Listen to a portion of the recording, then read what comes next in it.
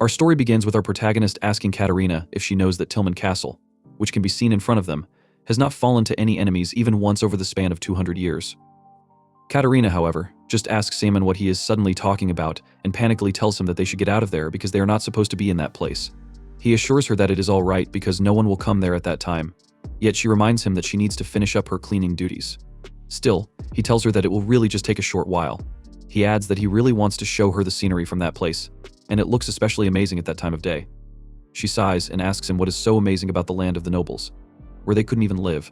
He tells her that he might be able to buy a house there because he thinks he will get promoted to an intermediate mage this time. He explains that he wrote a thesis on a new golem, which his seniors really liked, and they said if the elder acknowledges it as well, then he will likely be promoted. He adds that it won't be a big house, but he should be able to buy one where the two of them could live. He then asks her if she would marry him, which surprises her.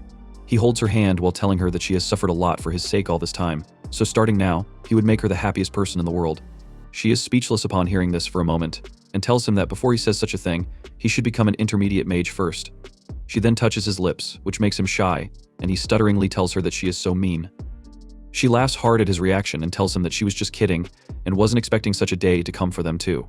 Simon thinks they could be happy, because he has worked really hard for their happiness. The scene then shifts to when he hears someone praising the elder for creating a new magic technique that uses golems. The person tells the elder that the thesis he wrote would change the world. The elder laughingly replies to the Duke that it is too flattering and that it is all thanks to the Duke's unreserved investment in him, which Simon overhears and realizes he was wrong. Even if he works hard for the rest of his life, nothing will change. The Duke then asks the elder about the request he made, and the elder replies that he hasn't forgotten. The Duke then asks the elder if it is really all right for him, to which the elder responds that she is just a woman of lowly birth. Suddenly, Simon sees the knights holding a lady and is shocked to see Katarina, shaking and injured. The knights forcefully drag Katarina toward the Duke and the elder, making Simon think that even if she is of lowly birth, it doesn't mean they can take anything they want and trample all over them. The Duke tells the elder that he has heard Katarina is pretty famous for her looks, and she is just as he expected. The elder agrees and adds that if Katarina were not of lowly birth, she would have lived a vastly different life. Simon knows these are all things he has dreamed of his entire life, but everything he has desperately protected is destroyed. Simon then gathers power in his hand in anger and aims it at them, shouting and asking how they can destroy everything like it is nothing. He calls them fuckers and tells them to take their hands off Katarina. The elder calls him a brat and gathers a strong amount of power in his hand, asking if Simon does not know his place, and reminding him that he is just trash.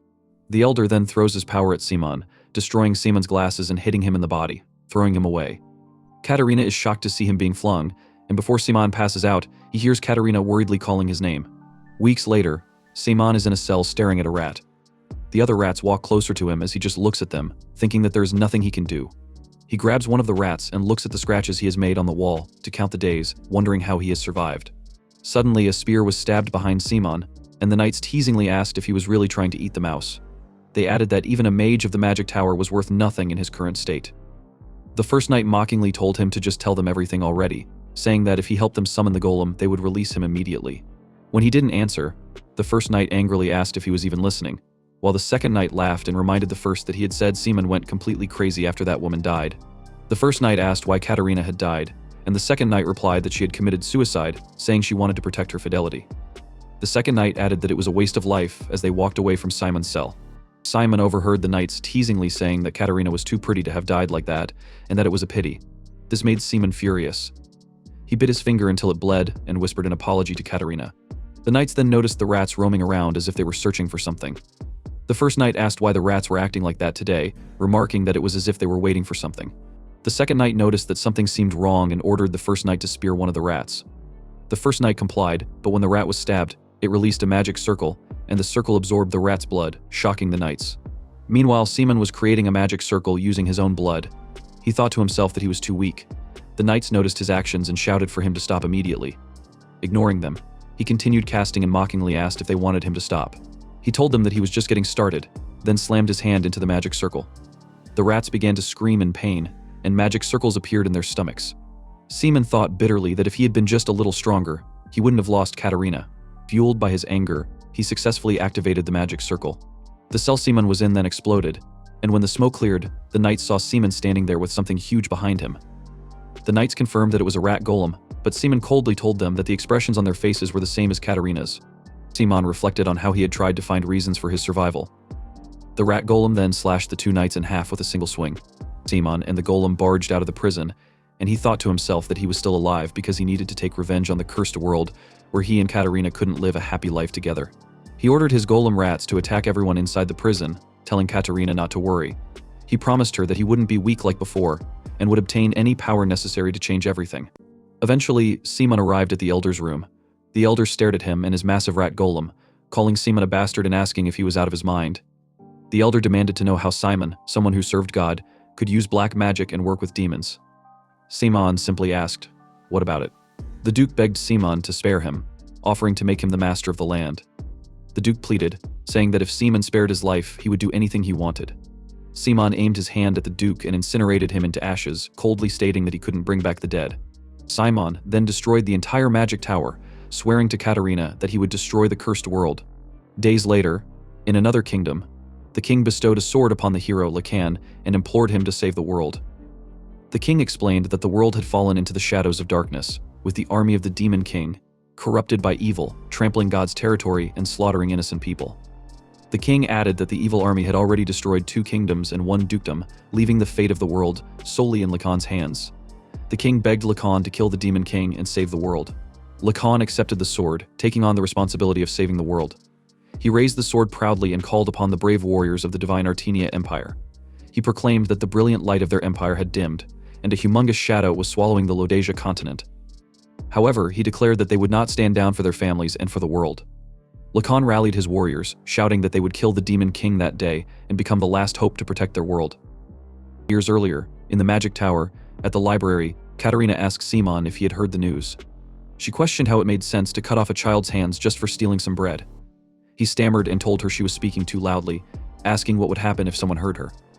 But she just shouted that nobles could only impose such harsh punishments so easily because they never had to worry about going hungry. She asked why the child had to be punished so unfairly, and if it was just because of the social class he was born into. She then sadly told Simon that children don't choose the circumstances they are born into, making him smile. He told her that perhaps a day would come when social status no longer mattered and everyone could live equally and freely. However, she called him out seriously, shouting that a day like that wouldn't come just by waiting for it. He asked her what she wanted to do, and she replied that they had to be the change they wanted to see in the world. Otherwise, the children they raised in the future would go through the same suffering. Simon dropped the books he was holding in shock and shyly shouted that they weren't even married yet. She calmly told him that wasn't the important part of the message, and asked if he wasn't planning to marry her. Her question made him blush and left him speechless. He stammered that he would marry her but wasn't ready yet. As he picked up the books, she teasingly asked if he would marry her or not, to which he stammered that he would. She then bent down to look at him and told him he was terrible, adding that he was so shy she was probably the only person who would ever marry him. In the present, the Magic Tower had become a demon realm, and Simon, once happily in love, was now consumed by darkness. He whispered to Katarina that soon everything would be over. It had taken a long time, but he vowed to make the world they had once dreamed of a reality. Lacan and his warriors arrived at the demon realm. The soldiers approached Simon but stopped at Lacan's command. Lacan called Simon the Demon King and accused him of filling the entire world with suffering. He declared that it would all end that day and swore in the name of God and justice that all of Simon's evil deeds would be judged. Simon, however, laughed mockingly at Lacan's words and asked if Lacan really thought he would fear some false god and their hypocritical sense of justice. Lacan shouted back that Simon should fear it and raised his sword, proclaiming that countless heroes of the Empire stood with him to bring judgment upon Simon. Rallying his warriors, Lacan declared that they would take down the Demon King and protect their world. With a battle cry, Lacan launched himself at Simon, and the warriors followed him. As the warriors charged and launched their spears, Simon asked them who they were to judge him. He angrily declared that it was he who should be the judge. Simon stabbed his wand into the ground, releasing a powerful shockwave as he shouted that the day Katarina died, justice also died. The force of his power caused everyone to halt in their tracks. Simon declared that he no longer believed in illusions like justice and would show them the only thing he now believed in: power. Simon unleashed a massive golem, its deafening scream so powerful it pushed Lacan and his warriors back. Simon told Lacan to behold the birth of true justice. He denounced their deceptive faith and proclaimed that the day marked the beginning of a new era. Behind him, an army of golems emerged. One of the golems charged forward, raising its massive fist to attack. The warriors panicked at the sight of so many golems but tried to steel their resolve, knowing there was no future if they retreated. Simon called the warriors fools, telling them they were nothing but garbage clinging to their social status. He asked how they dared to resist true power, and declared that it was over, he would eradicate them all. Lacan positioned himself and called out to Simon before dashing forward. He vowed that Seaman's actions were unforgivable and that he would put an end to his evil deeds. Lacan easily slashed through a golem's hand, shouting that Seaman's reign of terror would end there. Seaman was stunned that Lacan had taken down an elite golem with just one strike. He realized that the reason he couldn't conquer the Livia kingdom, no matter how many golems he sent, was because of Lacan. Seaman glares at Lacan, and Lacan does the same. Both shouted at each other that they would die there, charging into battle. Hours later, many warriors lay dead, and only one golem remained. Lacan his breath, glancing at Seaman while telling him that it was time to put an end to everything and face the last remaining golem. Moments later, the golem shattered into pieces, leaving only Seaman standing. Seaman called out to Lacan, who was visibly exhausted.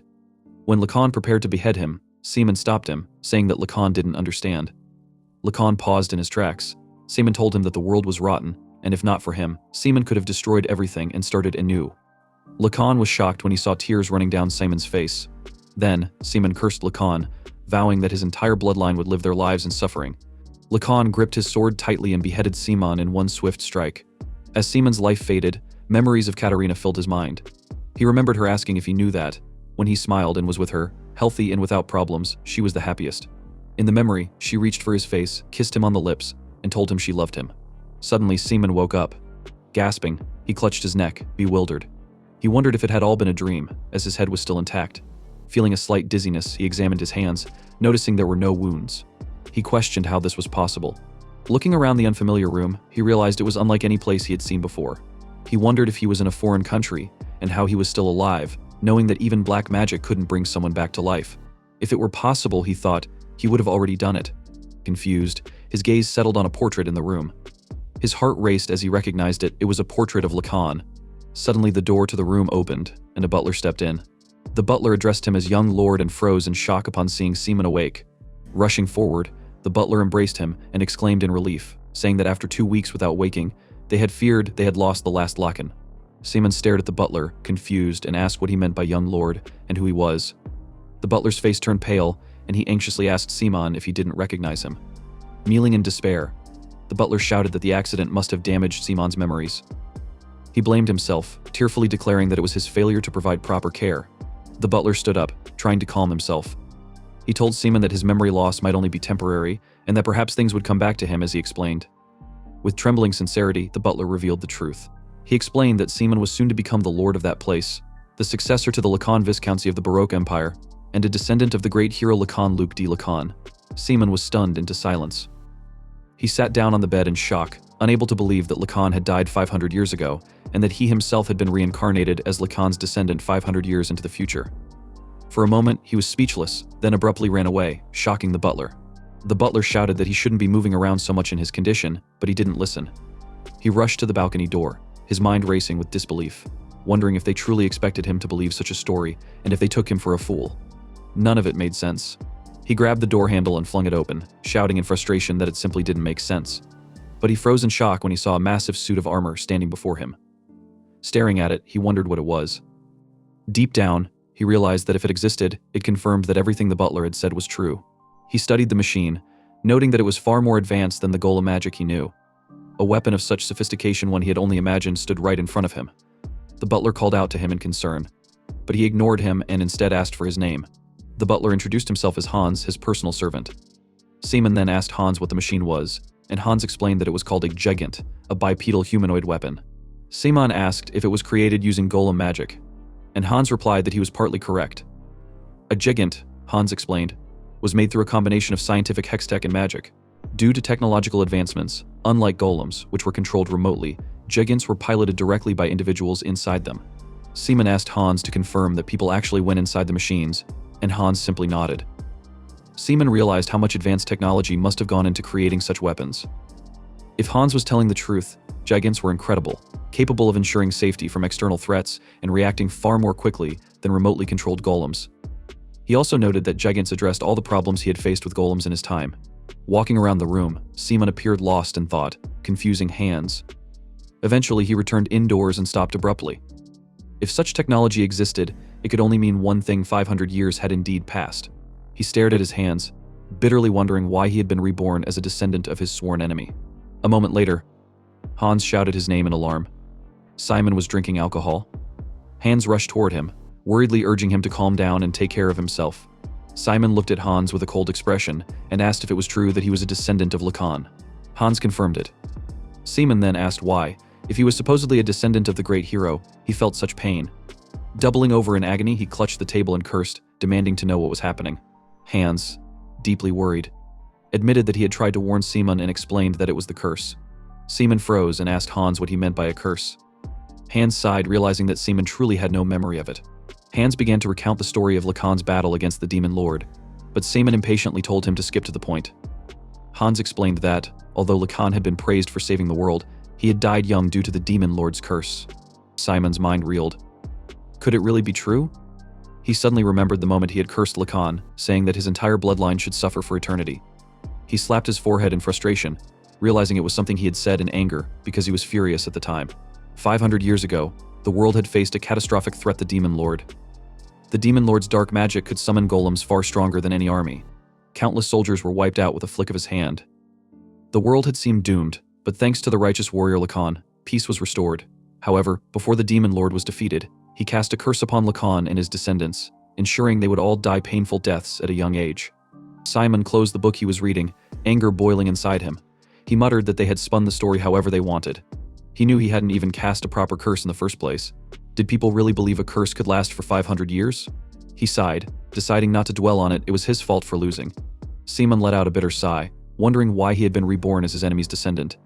It felt as though he was the one truly cursed. He pulled another book from the shelf and sat down, thinking deeply. He realized this was his second chance, a chance to accomplish what he couldn't in his previous life. He couldn't face Katerina if he didn't take this opportunity. He thought about the world, which had remained rotten for another 500 years. If anything, it was likely more corrupt now. However, Simon felt certain that not all of his followers could have been wiped out. He resolved to learn as much as he could about this era. If he could reunite with his followers, he swore he would change the world this time. The next day, he was still in the library. Frustrated, he threw a book on the ground and took a swig of alcohol. He cursed his followers, enraged by the realization that people had almost completely forgotten about the Demon Lord. He stood up, muttering that it was too much, even if 500 years had passed, and lamented there wasn't even a trace of his existence left. Feeling dizzy, he acknowledged that his current body lacked both mana and stamina, leaving him to wonder what he could even do in this state. Suddenly, a sharp pain shot through his ankle, causing him to trip and slam his head on the floor. Sighing in frustration, he asked himself what he should do now. As he clenched his fists, his thoughts turned to Katerina. Sadly, he asked if he had been doomed to achieve nothing in life, and he lamented that all he had wanted was to create a world where everyone was equal and content. Suddenly, he heard someone loudly calling his name from outside. Confused, he peeked through the window, wondering what the commotion was about. A man was shouting, demanding to know how much longer he intended to avoid them. The man declared that they, the merchants, wouldn't take a single step back until they had an audience with the young master. The man introduced himself as Darren, the branch master of the Allen Merchant Association. Simon chuckled bitterly, realizing Lacan's descendant must have it rough, and wondered if he was in debt. Darren shouted that the young master owed them 30,000 pesos, borrowed the previous year to develop a mine. He accused the young master of avoiding repayment ever since and demanded to know if they even intended to pay it back, adding that he couldn't live like this anymore. Hans appeared and tried to defuse the situation, telling Darren that the young master was unwell and needed rest, but promising they would find a way to pay him back. Hans asked Darren to come back another time. Darren, however, firmly refused and insisted that he needed to hear directly from the young master on the matter. His words silenced everyone. Darren then suggested that, based on their reaction, they didn't have the means to pay back the debt right now. He offered them an alternative hand over the gigant in their possession. He noted that the gigant, being secondhand, probably wasn't worth the full 30,000 pesos and claimed he was giving them a generous offer. The Knight Commander, Roger, shouted that such a thing was impossible. Roger angrily added that they only had 3 giants in the entire household and demanded to know how they were supposed to defend their territory without them. He declared that he would rather die than allow them to take the giants, as they were crucial to their defense. Hans tried to calm Roger, assuring him that it wouldn't happen. The accountant, Dixon, then suggested raising taxes temporarily instead of taking the deal. Hans, furious, asked Dixon if he had any idea how the people were faring. Hans shouted that they couldn't burden the few people they had left with higher taxes. Dixon, stammering, responded that the only viable option was to hand over the gigant. This made Roger livid, and he shouted again that it was out of the question. Simon listened to the servants argue about what to do, laughing to himself. He found it ironic and amusing, thinking that it was a great household, and that Lacan should have seen it. Darren interrupted the argument, asking everyone to relax. He admitted that, Personally, he wanted to seize the gigant and the manor. However, he said he didn't want people to think of them as the kind of merchants who would take from the house of the great hero. Then, with a calm demeanor, Darren pointed in the direction of the gigant. Roger, seething with anger, asked if Darren was joking and demanded to know how many times he had to say that they couldn't give up the gigant. But Darren smiled and clarified that he wasn't pointing at the gigant. Instead, he was pointing at the magic tower behind it. Everyone froze in shock. Roger, breaking the silence, admitted that the magic tower might be a better choice than the gigant, to which Hans reluctantly agreed, noting that no one ever used the tower anymore. Dixon chimed in, saying that the tower had once generated some income as a tourist attraction but had since become useless. He added that some people even believed the tower was the source of the curse. Simon's expression darkened as he listened. He cursed Lacan under his breath, furious at the revelation. That magic tower was his, and he couldn't believe that Lacan had built his manor right on the spot where he had defeated him. 500 years ago, where the Demon King's tower now stood, Simon's home had been far away from that place. It was an old and worn-down house, but it was there as a cozy resting place where he and Katarina had dreamed of a better future together. So, when Simon heard Darren mention that the land around the Demon Tower had crossed into the territory of their company, he was furious. How dare they go after that place? Darren laughed, telling his servant not to worry too much. With their company's diverse capabilities, he said, they would be able to turn it into a popular tourist spot while greatly enhancing the local economy. Hans and Roger remained silent, deep in thought, while Dixon eagerly asked Darren where he should sign. However, their conversation was interrupted by an overwhelming presence. They turned to see Simon storming out of the estate, his anger palpable. Hans rushed toward him, asking if it was all right for him to be walking in his condition, but Simon curtly ordered them to step aside. Darren greeted him with a sly grin, saying it had been hard to secure a meeting with him. He asked if Simon had already recovered and explained that the talks with his vassals were going well. All that remained was Simon's signature to finalize their company's management of the Demon Tower. But Simon cut him off, coldly asking if all Darren knew how to do was talk. Darren, confused, asked what he meant, but Simon pressed further, demanding to know if Darren even understood what kind of place the Demon Tower was and how he dared to try to take control of it. Darren and his knights began to tremble, unsettled by Simon's fierce demeanor. This was not the man they had heard about. Darren hesitated but then tried to save face, telling Simon that their company had been considerate of his situation. However, if Simon continued speaking in such a manner, they would withdraw their proposal. Simon scoffed and called Darren a conman, telling him to zip it. He stated plainly that he knew their true intentions after taking the land that stood at the center of their territory, near the main estate. They would use the guise of development and tourism to expand their influence and authority. He then demanded to know if he had gotten anything wrong. Darren, shocked, stammered that Simon's accusations were far-fetched, but Simon dismissed him, accusing their company of being so pathetic that they couldn't even sell second-hand weapons. He added that their latest attempt to take over the territory was a step too far. Simon declared that while he despised incompetence, what he hated even more were people who were utterly evil on the inside. Panicking, Darren realized he couldn't let Simon gain the upper hand. Summoning his resolve, Darren shouted back that the Lacan household was unable to repay its debt, which was why they had come up with such a considerate proposition. He argued that the company needed to recover its money somehow. Simon's eyes narrowed. He angrily asked who said they weren't repaying their debt, and then declared that in 10 days they would repay everything, including the interest. He ordered Darren and his men to leave immediately.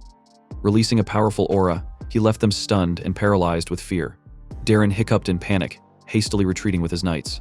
As they drove off, Darren shouted that they would see if Simon could truly stand by his words. Fuming, Simon muttered to himself that men like Darren all acted the same. Behind him, Roger called out, shouting in disbelief at what Simon had just said to Darren. Simon turned in confusion, asking what Roger meant.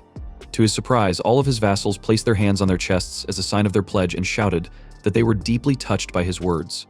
Hans, brimming with excitement, praised Simon for his insight, saying he had seen through all of Darren's plans. Roger added that Simon's anger to protect their ancestors' accomplishments and honor was inspiring. Simon blinked, baffled, and asked what on earth they were talking about. Roger simply smiled and told Simon that he hadn't realized how much pride he took in the household's honor. He remarked on how Darren, the merchant bastard, had been completely cowed by Simon's fierce response.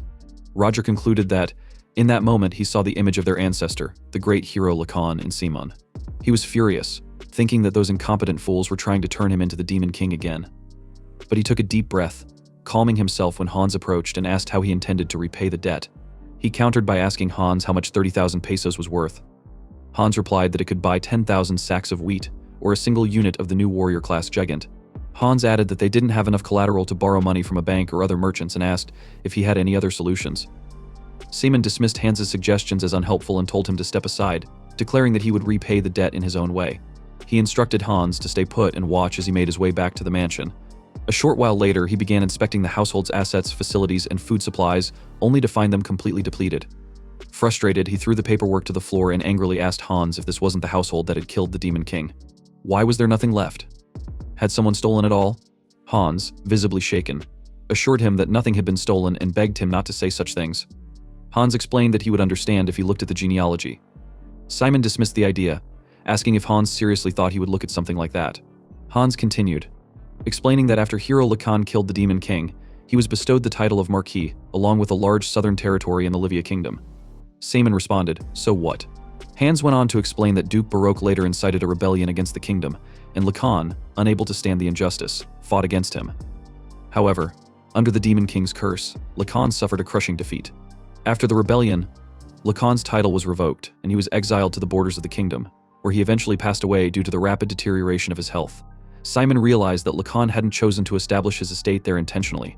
Simon remarked that the household's financial situation was so dire that it was a wonder how it had managed to survive for 500 years. He asked Hans how things had ended up this way. Hans sighed deeply, replying that it was due to their ancestors, who had clung to the hope of regaining the household's former glory. Simon asked what Hans meant by that. Hans explained that, for the sake of making a comeback, his ancestors had been willing to do anything, even if it meant using up all their assets, authority, and resources. Hans continued, saying that his ancestors had desperately wanted to recover the reputation of the household. However, due to the generational curse passed down through the family, no matter how hard they worked, their efforts had always been in vain. This, he said, was how the household, once home to the hero who saved the world, had fallen into ruin. Hans then hesitated but added that he wasn't sure if Simon remembered. He explained that the reason Simon had been unconscious for more than half a month was due to the Gigant incident. Simon had worked tirelessly to restore the household's reputation, trying to prove that he had the qualities of a hero. But he had pushed himself too hard, ultimately collapsing from exhaustion. Simon was speechless upon hearing this. Slowly, he rose from his chair and walked to the window. Staring outside, he quietly told Hans that, given their current situation, there didn't seem to be anything they could do. Hans, filled with regret, replied sadly that even as the butler of the household, there was nothing he could do to help. He apologized sincerely. As Simon continued looking outside, Hans tried to comfort him, saying that he was sure there must be something they could do. Hans added that, even if it cost him his life, he would find a way to raise the total amount needed to save the household. Simon turned to Hans with a faint smile and reassured him that it wouldn't be necessary, he had just thought of something. Hans looked at him, confused. Simon then asked Hans seriously if it was true that they just needed to pay the money back somehow. Hans felt a sinking sensation, suspecting that something was about to go terribly wrong. The next day, Hans, along with the other household members, stood frozen in disbelief. Roger, with tears streaming down his face, demanded to know how it could have happened. Hans's thoughts raced. When the young master had said they would repay the money somehow, he hadn't imagined he meant selling the statue of hero Lacan.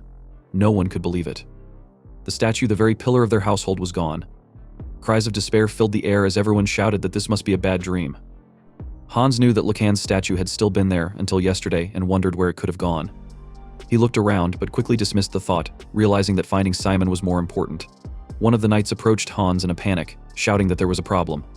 Hans, stuttering, asked what it was but then immediately changed the subject, shouting that it didn't matter right now and demanding to know Simon's whereabouts. The knight, equally flustered, replied that he thought Simon had left when security was at its weakest. Hearing this, Hans fell to his knees in frustration, shouting at their young lord, asking what he was scheming. Meanwhile, in a forest, Simon was in a carriage with Lacan's statue. The driver, glancing back, asked if he could pose a question without being rude. Simon agreed, asking the man who he was again.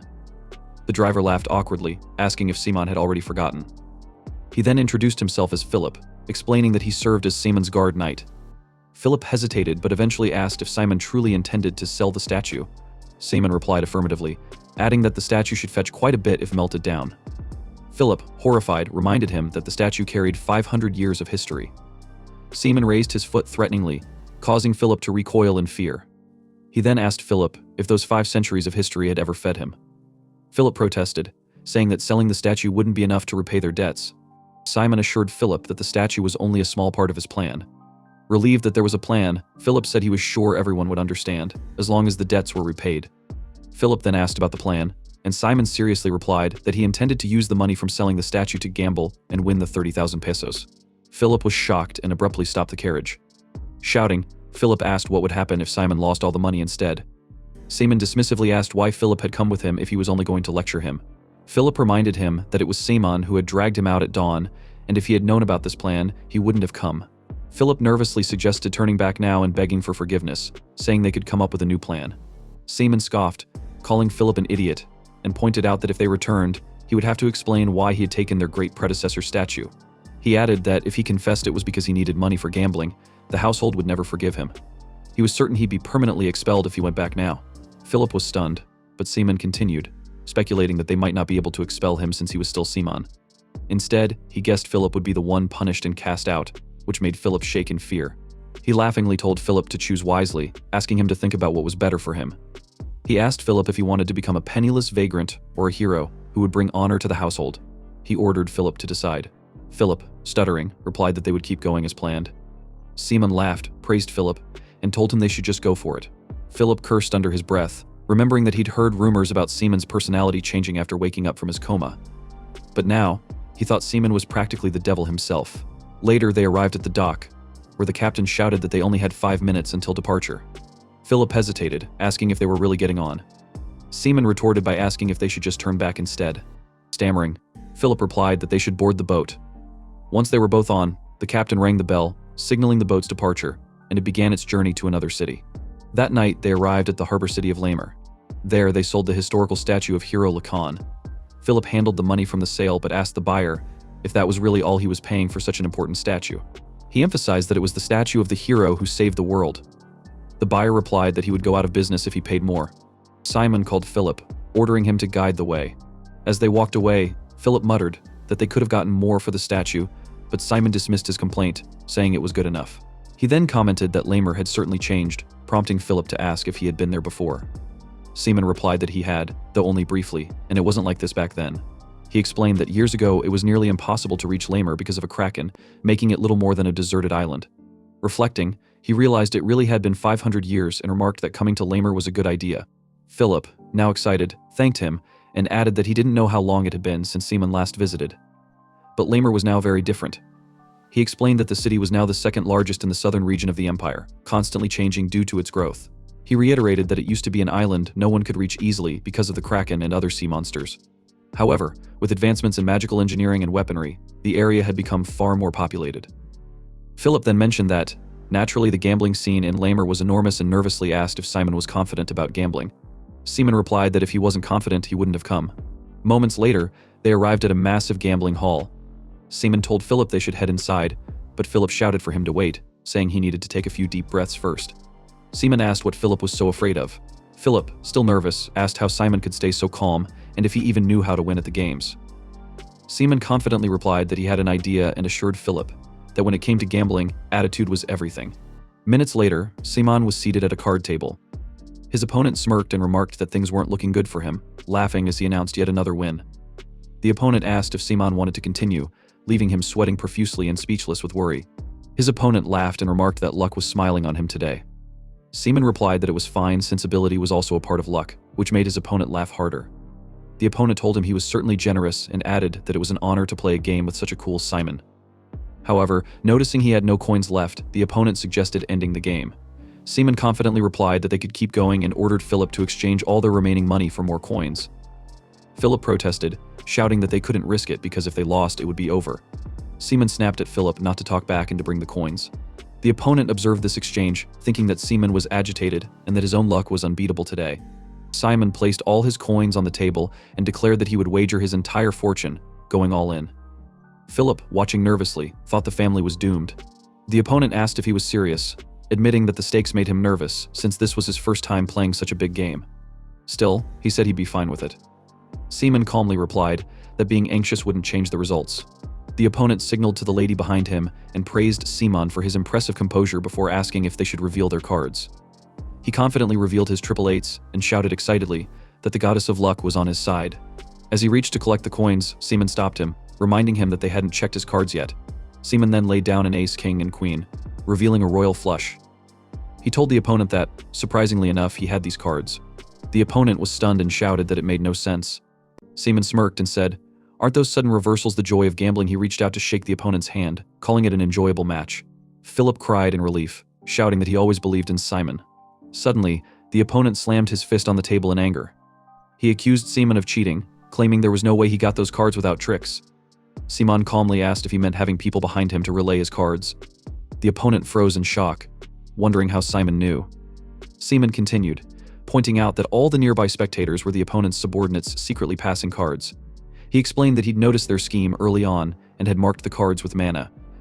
Manipulating them was simple for him, given his experience controlling a golem army. He concluded by saying that for someone like him, switching cards was a trivial task, making it easy to win without resorting to fancy tricks. Simon ordered the opponent to acknowledge his loss.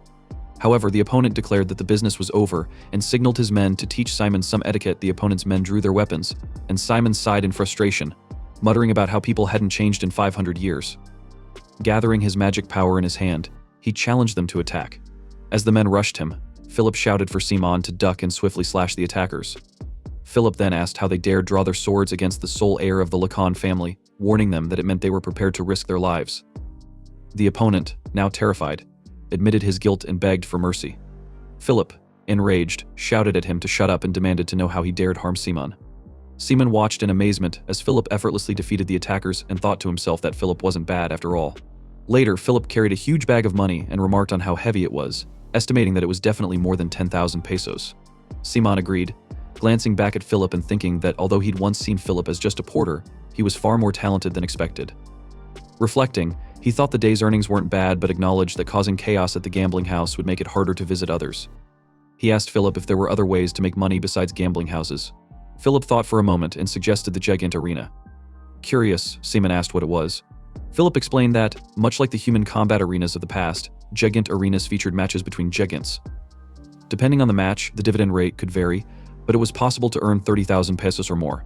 Intrigued, Simon considered the giants, suspecting they were developed with golem magic. He thought this might help him predict the outcomes of matches. Philip confidently told him to trust him, explaining that he had been a top student at the Imperial Military Gigant Academy. Simon nodded and told Philip to lead the way, prompting Philip to cheer and ask for more credit. As they walked, they heard the sounds of knights beating someone and shouting at their victim to stay in their place. The knights warned the child, whom they were repeatedly kicking, that he would listen only after he died. Philip was furious to see the knights abusing a young child.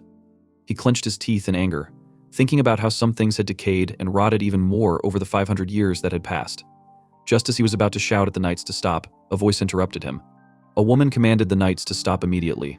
They turned, angry, and demanded to know who she was.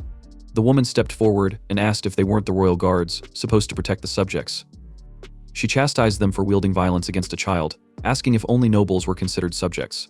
Simon stood in stunned silence, shocked to see that the woman looked exactly like Katerina. She continued, shouting that even children had the right to protection, leaving the knights frozen in disbelief. The knights told her that even if she was a princess, there was no point in resisting, as the count himself had issued the order. They asked if she understood how restless the people had become due to the influx of refugees.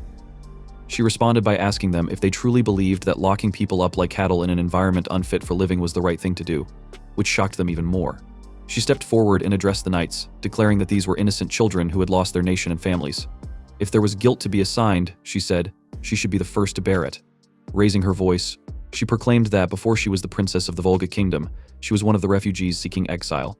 One of the knights, clearly frustrated, told her that her defiance would only cause trouble. He added that they weren't doing this because they wanted to, but because they were following the count's orders. Philip, observing the escalating situation, whispered to him that things were getting serious and asked if they should intervene. He, however, replied by asking Philip if he knew who the woman was. Philip confirmed that he did, explaining that she was Princess Reina of the Volga Kingdom. He said she was famous for her disregard of noble etiquette and for standing up for the common people. Philip admitted he didn't know much more, only that her kingdom had fallen into ruin, and he never expected to see her in such a place. Hearing Reina's name confused him further. No matter how he looked at her, she was unmistakably Katerina. He wondered if Katerina had reincarnated, as he had, and how she could look exactly the same after all this time. The knights grabbed hold of Reina, apologizing but insisting they couldn't allow her to continue. They explained that if they let her defiance go unchecked, they would be the ones punished.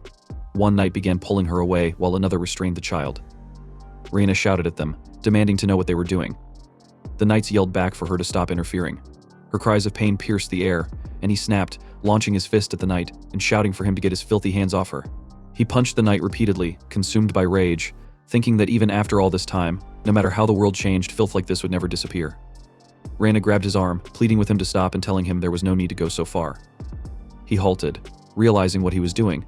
Another knight appeared, sword drawn, calling him a fool. The knight demanded to know how he dared attack a guard, accusing him of defying imperial law. Philip stepped in, pointing his blade at the knight's neck and asking if imperial law mattered more to him than a life. The knight cursed Philip, calling him a bastard, and retreated with his comrades, shouting that they would make them regret it. Philip turned to him and urged that this wasn't the time to head to the gigant arena, suggesting they leave before things escalated further. But he ignored Philip's plea, rushing to Reina and calling her Katarina. He knelt beside her, asking worriedly if she was hurt and apologizing for losing control.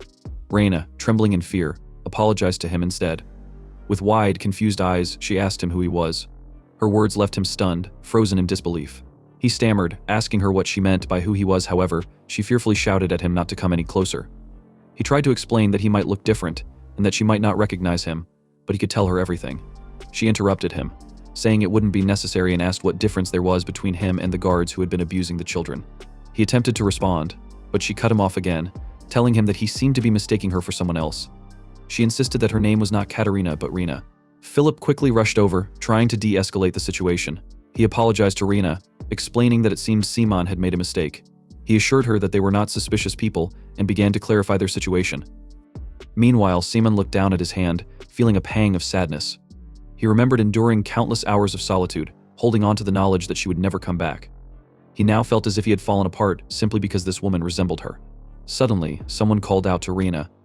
A man approached her butler, Victor, and asked what she was doing. Victor sternly reminded her that she had something important scheduled for the day and asked if she realized how difficult it had been to find her. Reina started to respond, but Victor interrupted, angrily asking if she had been fighting with the guards again. He then turned his attention to Simon and Philip, asking who they were. Victor introduced himself, stating that this was their first meeting and apologizing for the tense atmosphere due to various circumstances. He asked them politely to refrain from getting too close to the princess. Simon scoffed, calling them all stupid. He turned to Reina and told her that, while it was true he had misunderstood and escalated the situation, the fact remained that he had helped her. He added that he hadn't done so expecting anything in return, but she could at least have said thank you. His words left her speechless. He turned to Philip, telling him it was time to leave, and walked away. Victor, seeing this, told Reina they should leave as well. She nodded, but as they left, she realized she hadn't thanked him. Later, they arrived at the gigant arena, where the host announced an intense match currently underway. Simon and Philip found seats with a clear view of the action. Simon observed the match, confidently predicting its outcome. As he expected, one of the gigants defeated its opponent. The host announced the winner, Adolf. The crowd erupted into cheers. Philip turned to Simon, excitedly noting that his prediction was correct. At this rate, they would be able to pay off all their debts and even strike it rich. Simon thought to himself that it was easy. He speculated that gigants, being based on golem magic, revealed the flow of mana in a way he could easily interpret to determine the winner. The hosts then announced the next match, promising it would be a bloodbath, and the match would be Savage versus Sting. Philip told him that he thought he would be able to predict the next match too, and asked him how Sting, with 1 win and 5 losses, could possibly win against Savage, who had 28 wins and 2 losses. He told Philip that although it was possible to win, despite such a disadvantage in strength, it seemed that match would be trivial. The host then announced to look at the large axes because there hadn't been a single gigant able to take them down. He introduced the dual axe-wielding Savage and its rider Brian. The host then called Savage's opponent, who had miraculously taken a victory last time, which gained his attention. The host introduced the lucky gigant, Sting. Philip told him that it was quite a pity because Sting had managed to get a lucky win, but now he was facing Savage. While watching Sting with its rider Karen walk onto the stage, he smiled upon seeing it and ordered Philip to go all in on Sting. Philip was shocked and asked him what he was saying when Savage was guaranteed to win that match, but he just calmly replied that he wondered because he could see a different victor. As the battle starts, Savage takes a swing at Sting, but he blocks it. When the hosts see Sting manage to fight back, they stutteringly ask what is going on and announce that Sting is putting on an unexpected performance. The host then shatters everyone's expectations of a painful defeat because Sting and Karen are blocking every single one of Savage and Brian's attacks. Brian laughingly tells Karen that he thought she was just an amateur, but he sees she has some skills. However, it is still not enough to satisfy him. Savage then raises both his huge axes and cuts off Sting's arm, making Philip shout to Sting that she can't lose. However, he remains silent, noticing that Sting has the upper hand in terms of mana flow and wonders just what they are thinking because they aren't using their mana at all. Brian laughingly tells Karen to get up because Sting's legs are still attached, and if she can't fight anymore, all he can offer her is more destruction. Savage then raises both of his axes again, making Philip panic and roll around, shouting that they are going to lose all their money at this rate. Savage then swings down his axes at Sting, but Karen activates her mana. When Savage's attack hits, it causes the floor to shatter into pieces, but Brian is shocked when Sting disappears. Sting then appears from above, while Karen asks Brian if he is aware that bets in Gigant matches can be adjusted up until 30 seconds into the match. She tells him that just now, that time frame has passed, so she can't afford to pay for any more repairs than this. Karen then casts her magic power and releases a fire blast using Sting to attack Savage. The hosts, in shock, ask how this could be and announce that an unprecedented event is happening today. Both hosts then announce that their champion, who bested the odds of 20-1 with pure skill, is Sting. Sting raises his one hand in victory. Philip shouts in happiness that they won and insists that he believed in him the whole time, though he is in shock and can't believe they used magic. He thinks it couldn't be possible, leaving Philip confused. Philip then explains to him that Sting's rider Karen must have been a rune knight. While it is uncommon to see Gigants using magic, they must have been hiding their strength to raise the odds. However, he knows that isn't the most important thing, because the fundamental theory behind using magic through weaponry is something he developed. He states that this method, no matter how much time passes, cannot be replicated by others, because it is a process he completed with the use of black magic. Later, in the Gigant Arena hangar, Philip asks him why he wanted to come to the hangar, but he remains silent. Philip asks again if they should head back as soon as possible, making him angrily shout at Philip to shut up because he is busy thinking, and Philip isn't helping. Suddenly they hear Victor's voice shouting at someone that she could still change her mind and asking how she got into a match with a Gigant like that. Victor also tells Reyna that it wasn't a fight she should have accepted in the first place. However, she responds that a mercenary like Andre would have no trouble riding Meyer to fight the Count's Gigant. Philip tells him that they ran into Princess Reyna again, and that she seems to be having some problems. Victor then asks Reyna why she agreed to such a rash duel and reminds her that she'd need to marry the Count if she lost, which isn't a decision she can take lightly. Yet, she firmly tells Victor that she made her choice carefully and, if she didn't accept, countless refugees would have starved to death. To save everyone, it was the only way. Victor shouted to her that it couldn't be and asked how sacrificing her future could be a viable option. Victor added that with a Gigant that was falling apart, it was obvious she would lose. He accused her of wanting to protect the refugees so much that she didn't think about her own life, and asked why she didn't seek to protect herself at all. He told Philip that they should leave, as he was finished, and they should head back, to which Philip replied, "Okay."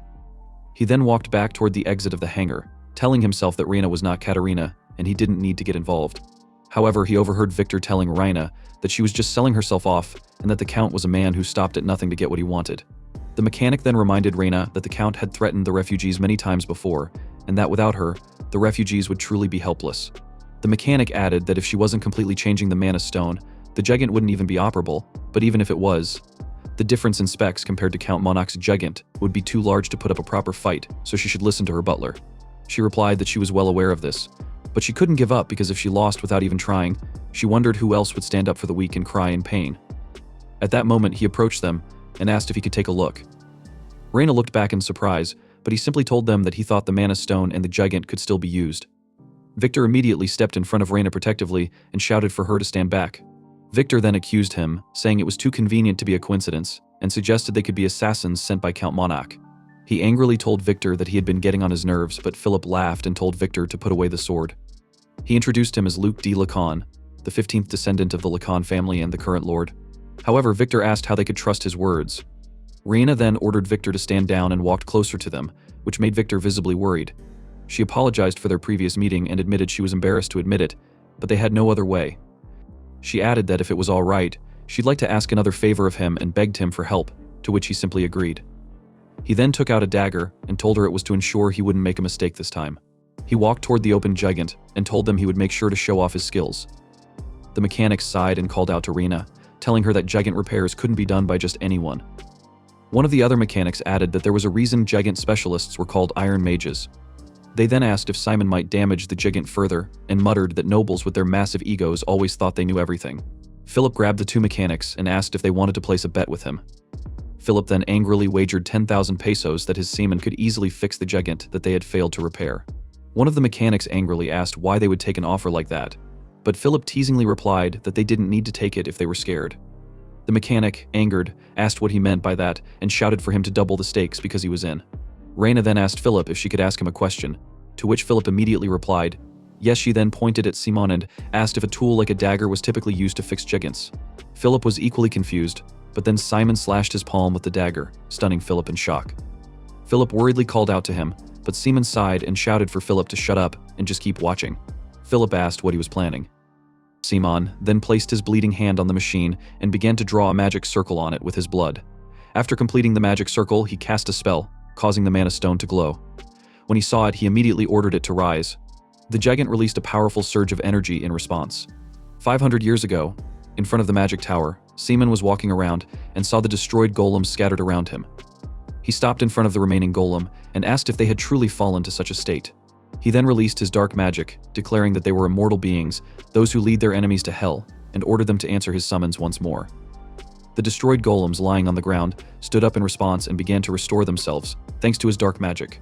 As before, he managed to awaken the destroyed gigant and make it functional again.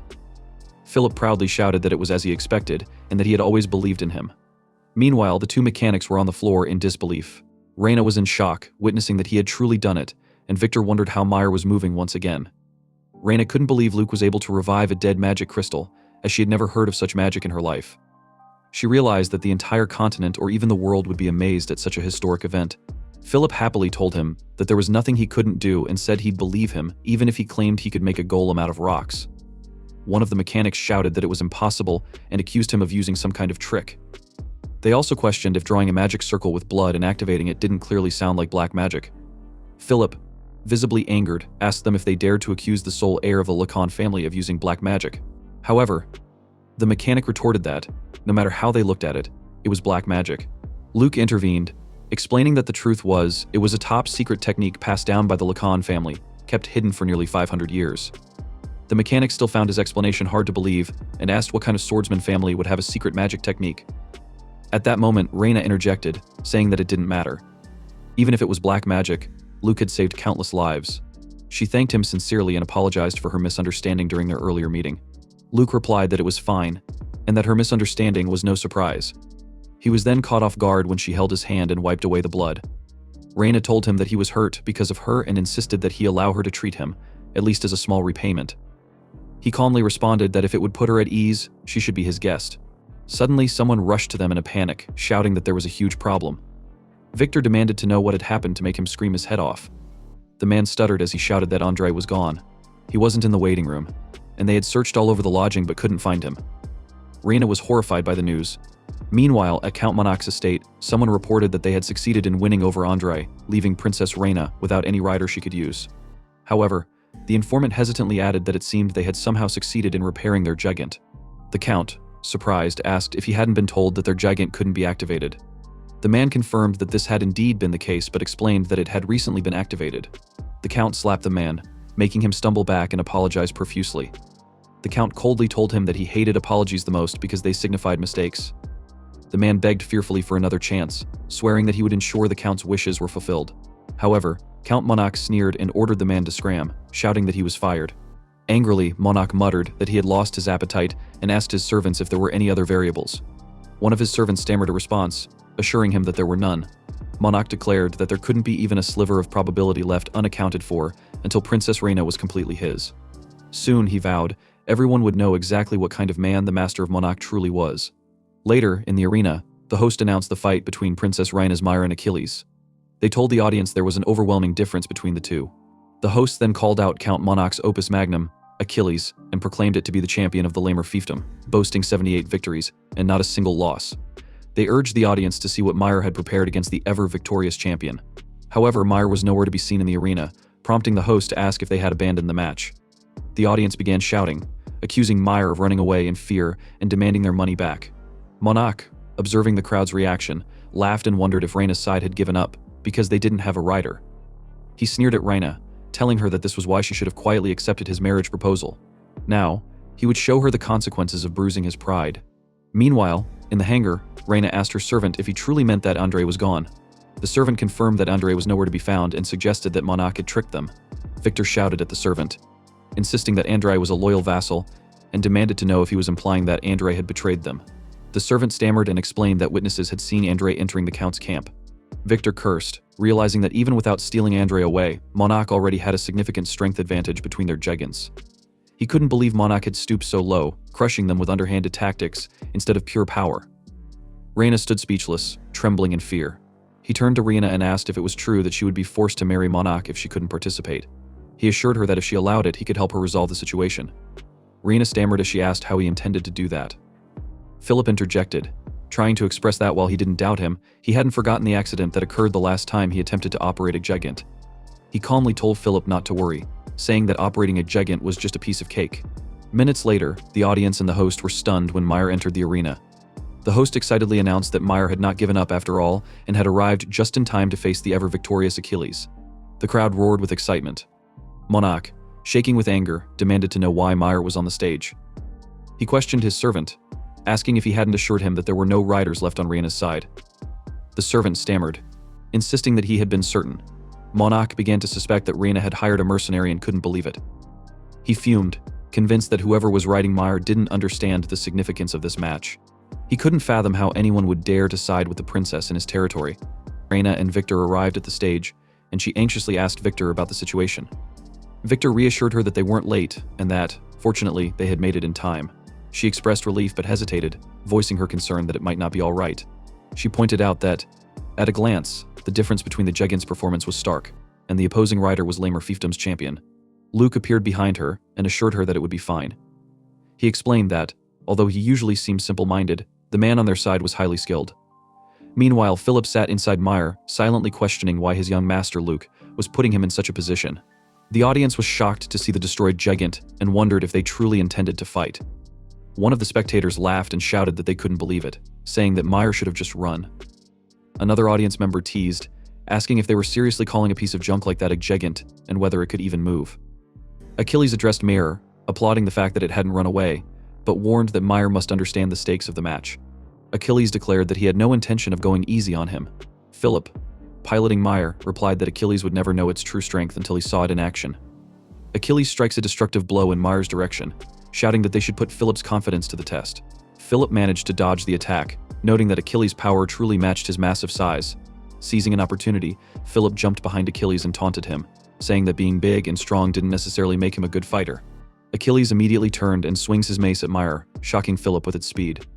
He barely managed to duck in time, avoiding the attack by a hair's breadth.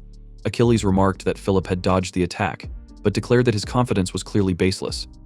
Meanwhile, Philip realized the situation was dangerous, recognizing that Achilles' rider was at least an expert knight. A moment later, the host announced that Achilles was unleashing a flurry of blows against Meyer, yet Meyer continued to dodge every single attack. Achilles, frustrated, launched another assault, but Meyer evaded again. The hosts commented on the unexpected turn of events, remarking that what they thought would be a quick match was turning into a prolonged battle, with Meyer not allowing a single hit to land. Victor cursed in frustration, shouting that they couldn't win by running forever. Reyna whispered to Victor, telling him not to be so nervous because Simon had said Philip was a strong knight, and they should believe in him. Simon overheard Reyna's whisper and acknowledged that Philip had faced countless knights before, leaving no doubt about his skills. However, Simon thought Philip might need some education later, wondering why he was playing the role of a rat instead of fighting properly. On the other hand, Philip cursed loudly, questioning whether Achilles ever got tired. He stopped running and steadied his sword, muttering to himself about trying a sneak attack. He swung at Achilles, landing a hit that made Achilles pause. Philip wondered if it had worked, but Achilles, angered, asked if he was finally ready to fight seriously. Stammering, Philip replied, not exactly. Achilles raised his weapon and shouted that he would now give it his all. The hosts, witnessing this, announced that Achilles was preparing his finishing move and questioned whether Meyer would be able to dodge even that. Philip stared at Achilles' weapon hurtling toward him, realizing he was in real danger. A loud explosion suddenly erupted on the stage. Achilles waited for the smoke to clear and was stunned to see that Philip had dodged the attack. Philip appeared behind Achilles, prompting Achilles to remark that Philip couldn't have gotten far enough to evade the strike. Philip quipped that his uncle Roger would kill him if he found out, but he had no choice. He needed to win because Simon had placed his hopes on him. Philip warned Achilles that he would regret forcing him to unleash his full power for the rest of his life. Achilles was impressed, amazed by the strong aura radiating from Philip, despite his young age. He admitted that he had sensed something from Philip's movements earlier, but now realized he had finally met a worthy opponent. Suddenly, Monarch's face appeared inside Achilles' cockpit, angrily asking him what the hell he was doing and whether he was crazy for struggling against a heap of junk like Meyer. Monarch reminded Achilles of the consequences of losing. Achilles apologized to Monarch for disappointing him and shouted that from now on, he would deliver a satisfactory performance. Achilles repositioned himself and dashed toward Meyer, shouting that they should save the fair duel for another day. Philip, piloting Meyer, calmly apologized, saying he was too busy to accept another fight after this one. Achilles strikes a powerful attack, causing the ground to shatter, but he was shocked when Meyer suddenly disappeared from view. In an instant, Meyer cut off Achilles' arm with a single swing, causing the massive gigant to collapse. Achilles, dazed, noticed the aura and speed of Meyer's rider, and suddenly remembered the rider who had disappeared 3 years ago, the undefeated legend of the gigant arena, the Black Knight's phantom sword. Meyer finished Achilles with another swift slash. The host shouted in amazement, declaring that something unprecedented had occurred. Achilles had been made inoperable in a flash, and the winner of the match was Meyer, the unexpected underdog. The audience erupted into thunderous cheers, celebrating Meyer's stunning victory. Achilles' rider, laughing, addressed Philip, expressing disbelief that he had the chance to meet the Black Knight again. Philip, surprised, asked the man if he knew him. The rider explained that he had faced the Black Knight in the Royal Arena 3 years ago, but had been left in awe after the legend vanished following his record-setting victories. He then asked Philip why he was in a place like this. Philip humbly replied that he was the Black Knight, but it was only natural for him to help people in need. The rider agreed and reassured Philip. He also promised to keep the fact that he was the Black Knight a secret. Philip thanked him and apologized for the trouble, while the rider, growing weary, said it was fine and waved it off. Meanwhile, Victor was in tears, telling Reina that they had won. Reina, puzzled, asked Victor why he was crying during such a joyous moment. Simon watched the happy Reina and concluded that everything seemed fine now. Quietly, he walked away from the stage, thinking he could finally leave that place with a lighter heart. As he walked, he stopped and glanced at the betting board, reflecting that gambling was all about the flow. He noticed that Meyer's odds had been set at 21-1 and thought to himself how easy it was to make money in this world. He then reviewed the financial outcome of the match for the lamer fiefdom. They had sold a statue for 3,000 pesos, doubling it to 6,000 pesos through gambling. Then, they earned another 4,000 pesos, making their total earnings 10,000 pesos. With the 21-1 payout from Meyer's victory, their total winnings amounted to an astounding 210,000 pesos.